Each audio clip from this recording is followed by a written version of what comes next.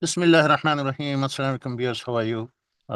In this video, we are going to do a bit of a recap for our previous presentations, in which we have been showing you that how you can um, create, establish a link with the SAP, and on a click of button, you get connected to your SAP login using your SAP login and credentials. You get connected, and then uh, sorry,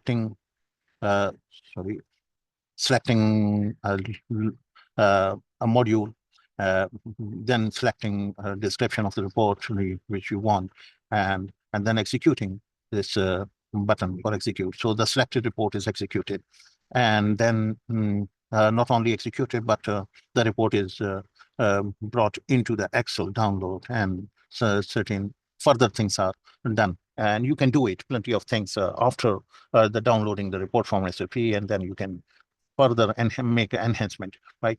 So let's do the recap of the means. As you know, this drop down is our main selection, which is actually watching this index. The index has these modules, and so as soon as you enter any new module, so it gets automatically added uh, into your startup, right? In here, right? Okay, so we have shown you that how using VBA you can do this. Okay, so in previous video we shown you. Okay, so this was just a refresher, and the code for this is right clicking on it, and you go to the view code, and in the view code you have the sheet activate, and it refreshes. It removes all the extra modules which are no longer in use, so they are removed from this drop down, and any new module is uh, is added using this procedure. Okay, so these are the two procedures: remove extra module, and the other procedure is update. Yeah, the update modules. So these are the code. You can go through these codes and find out how the algorithm is working. Right. If there is any any doubts, please do let me know. I will help you out. Okay. So this is the code for the first topic. This was the how you can update the new modules in the drop down, and the next is uh, how are these code the selected report is executed. So it is executed by clicking this button. So let's go and see. You click right click and go to the assign macro, and then click edit. So this is the procedure which is related to the execution of your selected report, right? So if you see that this is the if the my T code is this, then sure.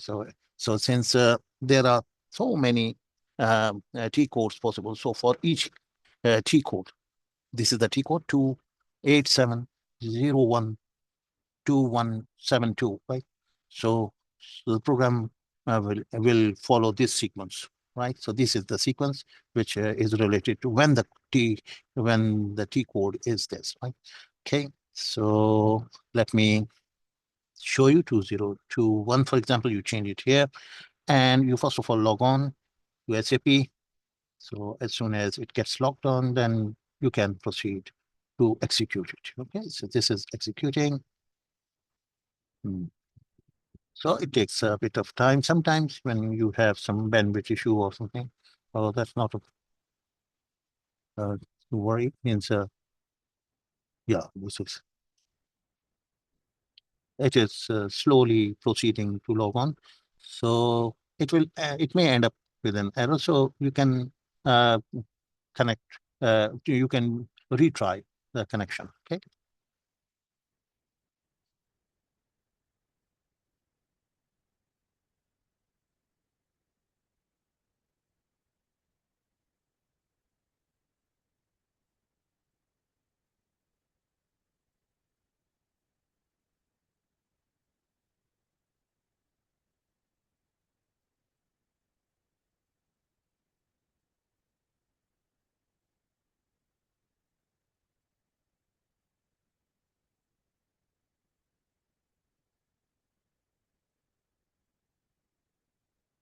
This is your SAP, which is not loading. So I'm trying to manually uh, This is a manual energizing. Yes, it is now connecting, and it gets connected. Okay. So if it happens, you can always get connected using this alternate method, and you will see that the system will settle.